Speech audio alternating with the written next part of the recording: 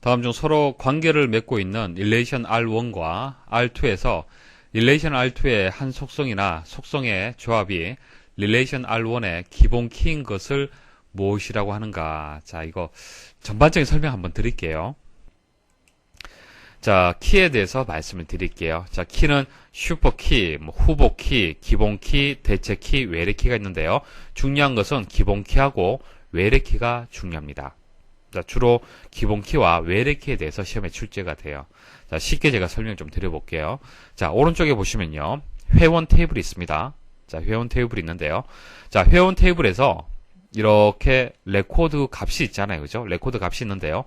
레코드를 구별하기 위해서 자, 속성을 알게 되면은 필드를 알게 되면은 레코드를 구분할 수가 있죠. 쉽게 학번이라는 필드를 알게 되면은 어때요? 서로 구분할 수가 있잖아요. 그죠?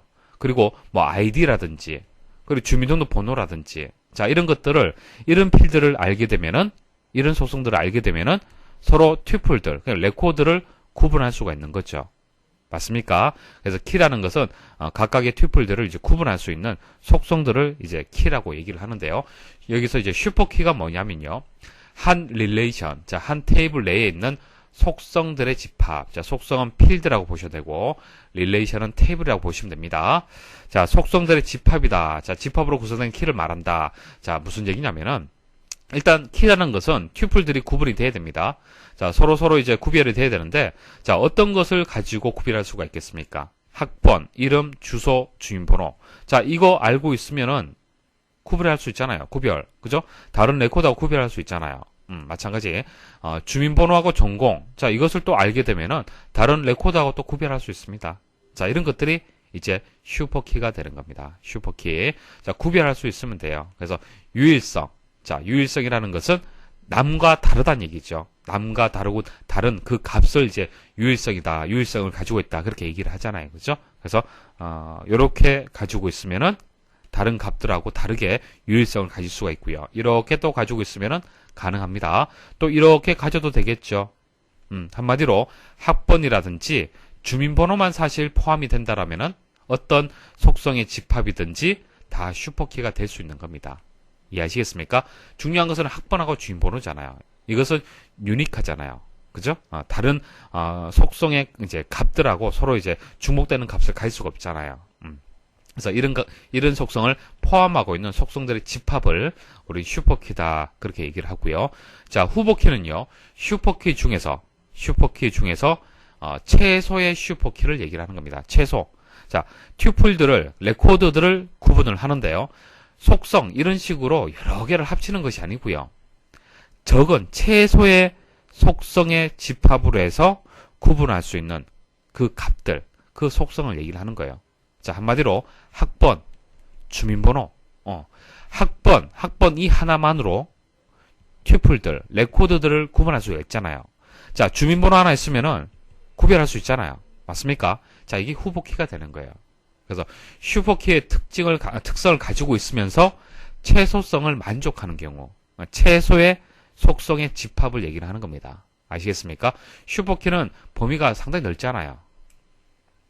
자, 그 다음 기본키는요, 후보키 중에서 선택한 겁니다. 자, 후보키가 이렇게 있는데요. 이 중에서 내가 적당한 값을, 적당하게, 기본키를 하나 선택을 하는 겁니다. 그래서 주민번호는 좀 길기 때문에, 학번이 좀 짧기 때문에, 아무래도, 학번을 기본키로 정의하는 경우가 많습니다. 그래서 보통 기본키를 이용해서 우리가 이제 그 검색을 주로 많이 하죠. 여러분들 기사 퍼스트 사이트에 들어와서 뭐 상담을 하실 때 전화 주시면은 여러분들의 아이디를 묻잖아요. 보통. 그죠? 그래서 여러분들의 아이디가 이제 기본키예요. 기사 퍼스트 회원 이제 데이터베이스에서 테이블에서 여러분들의 아이디가 기본키가 됩니다. 그래서 여러분들의 아이디를 묻는 거죠. 왜? 기본키의 특징을 가지고 있기 때문에 중복되지 않았기 때문에 맞습니까? 자, 그래서 기본키는 후보키 중에서 선택한 키예요. 학번을 할 수도 있고 주민번호를 할 수도 있습니다. 그때 업무에 따라서 다르다는 얘기예요. 자, 이 기본키는요. 꼭 만족을 해야 될 약속이 있습니다. 중복되어서는 안 돼요. 그리고 널 값을 가질 수가 없습니다. 자, 중복돼서는 안 된다. 여러분들 아이디, 똑같은 아이디 있어서는 안 되죠. 당연한 얘기입니다. 그래서 기본키는 중복돼서는 안 돼요. 자, 그 다음 널 값을 가질 수가 없어요. 여러분들이 회원가입을 할 때 아이디 입력하지 않고 회원가입이 완료될 수 있습니까? 안 되죠. 왜?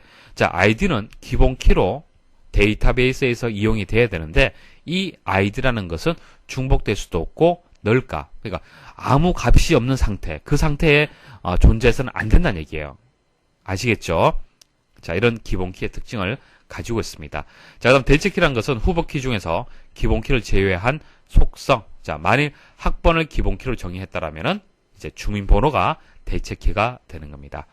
자, 그다음 외래키는 자, 어떤 테이블에서 다른 테이블을 참조할 때 참조 기준이 되는 속성으로서 참조하고자 하는 테이블의 기본 키와 같다. 자, A라는 테이블, B라는 테이블이 있습니다. A라는 테이블에서 아이디가 기본 키예요. 자, 그럼 이 두 개의 테이블이 서로 관계 형성이 된다. 그러면은 동일하게 자, 이것을 속성으로 가지고 있죠.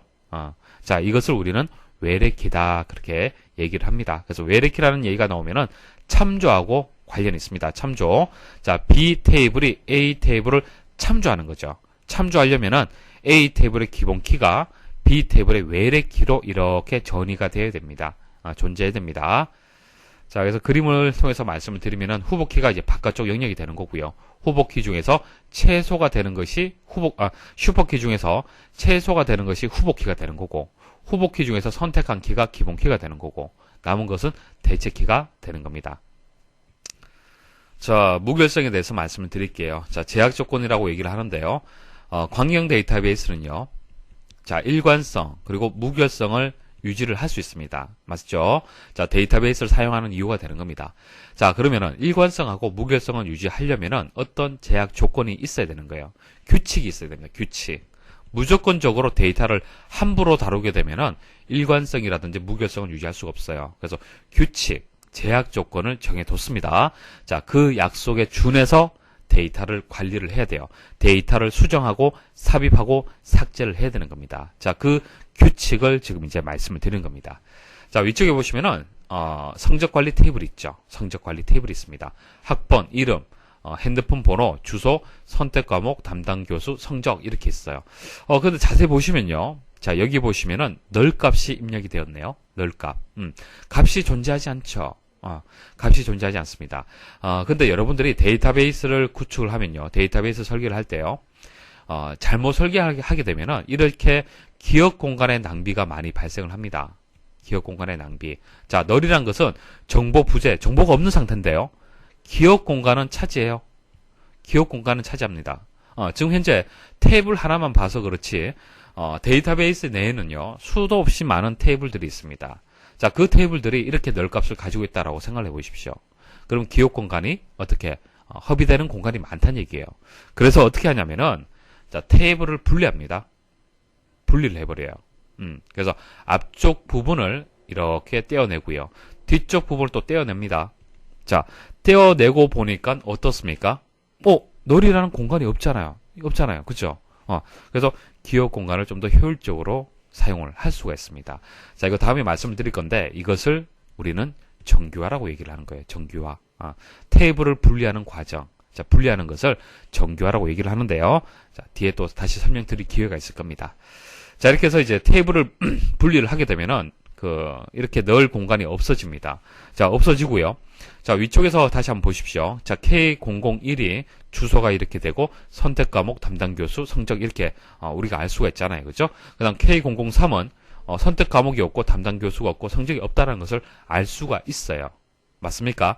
하나의 레코드로 해서 이렇게 입력이 되었기 때문에 이제 주소, 자, 앞부분하고요. 뒷부분이 서로 연결이 됩니다. 관계가 이제 연결이 되는 거잖아요. 그렇죠? 그런데 테이블을 분리하고 보니까 기억 공간의 낭비는 없어졌는데 어떻게 되었습니까? 자, K001이 선택 과목이 이건지 알 수가 없다는 얘기예요. 맞습니까? 서로 관계 형성이 안 됐잖아요. 그럼 어떻게 하면 되는 거예요? 그렇죠? 기본키, 상위 테이블에 있는 기본키를요, 하위 테이블에서 그대로 가지고 오는 겁니다. 이렇게 가지고 와요. 자, 이게 외래키가 되는 거고 이게 기본키가 되는 거죠. 이렇게 함으로써 관계 형성이 되는 겁니다. 자, 자세히 보세요. 자, 하위 테이블에서 보시면은 이게 하위가 되는 겁니다. 자, 하위 테이블에 보시면은 K001이라고 했잖아요. 학번이. 그러면은 쭉 찾으러 갑니다. 자, 학번에 가서 K001이 있는지 찾는 거예요. 찾아보니까 여기 있네요. 그죠? 자, 그러면 하나의 레코드 값을 그대로 가지고 올 수가 있습니다. 그래서, K001은 선택 과목이 자료 구조고, 담당 교수가 박셀이고, 성적이 A다라는 것을 관계 형성을 해서 알 수가 있다는 얘기예요. 그리고 K002는 또 여기 있네요. 그죠? K005도 여기 있습니다. 자, 이런 식으로 해서, 이제 외래키를 이용해서 이렇게 서로 참조를 서로 할 수가 있어요. 관계 형성을 했습니다. 자, 좀 더 자세하게 말씀을 드려볼게요. 자, 앞부분 학번이 이제 프라이머리 키, 기본 키가 되고요. 자, 뒤에 부분이 이제 포린 키, 외래 키가 되는 겁니다. 자, 관계 형성을 통한 상위 테이블에 프라이머리 키가 전이가 되었어요. 자, 이게 상위 테이블이 되고 하위 테이블이 되는 겁니다. 상위 테이블에 있는 기본 키가 하위 테이블로 전이가 되었습니다. 자, 그게 외래 키가 되는 거예요. 자, 이제 참조 이제 그 무결성 말씀드릴게요. 잘 보세요. 자, 참조 무결성이란 것은 외래키는 참조하는 필드 값들 중 하나와 일치하거나 널어야 된다. 자, 무슨 뜻이냐? 잘 보세요. 자, 지금 제가 이거 설명드리는 이유가 왜 설명드리는 겁니까? 자, 데이터베이스의 특징에 일관성을 유지하고 무결성을 유지할 수 있다라고 얘기를 했는데 무조건 데이터를 함부로 다루게 되면은 자, 이것을 유지할 수가 없어요. 그래서 제약 조건이 있다는 얘기죠. 자, 그 제약 조건이 이제 무결성이라는 얘기입니다. 그래서 참조 무결성이라는 제약 조건이 있어요. 자, 이거 약속입니다. 약속.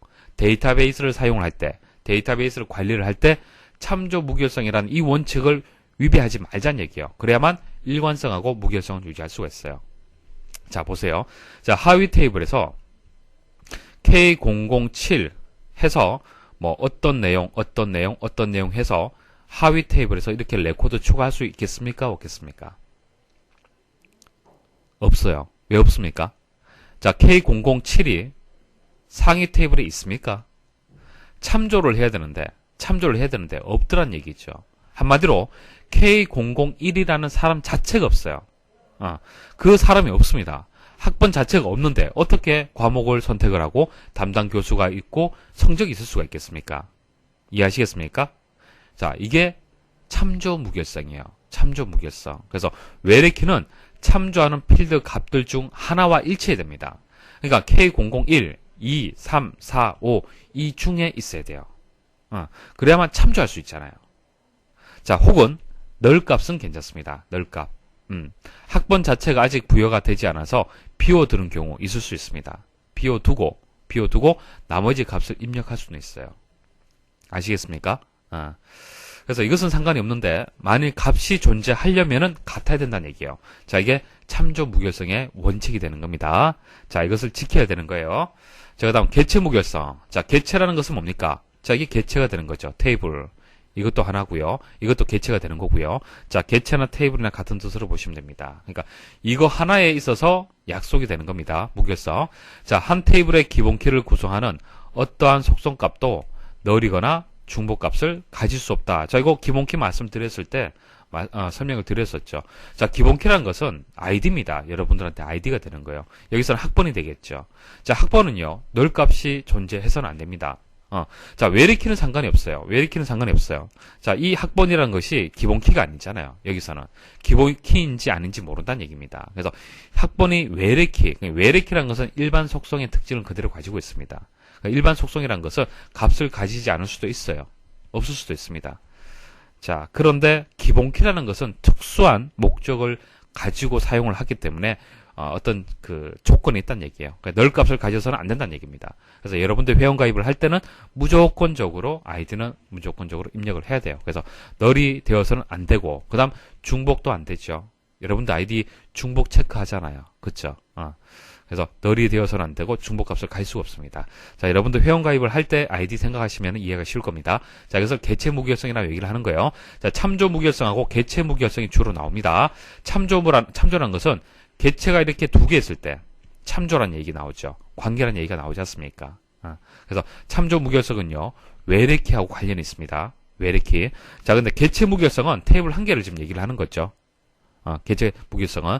그래서 테이블 한 개에서 지켜야 될 약속은요, 기본키하고 관련이 있습니다. 기본키. 그래서 한 테이블의 기본키를 구성하는 어떠한 속성값도 널이거나 중복값을 가질 수 없다. 자, 꼭 기억을 하셔야 됩니다. 참조 무결성, 개체 무결성. 자, 도메인 무결성은 각 속성 값은 반드시 정의된 도메인에 속한 값이어야 된다. 자, 성적이 A에서 F까지 있다라고 도메인이 있잖아요. 그죠? 값의 범위가 있습니다. 그러면 A에서 F까지의 값만 넣어야 되는 거예요. 자, 이게 도메인 무결성이 되는 겁니다. 자, 여기서 뭐 시험에 잘 나오진 않는데요. 자, 이 두 개를 꼭 기억을 하셔야 됩니다. 자, 그래서 설명 들어보시면 아시겠지만 이제 정답이 이제 외래키가 되는 겁니다.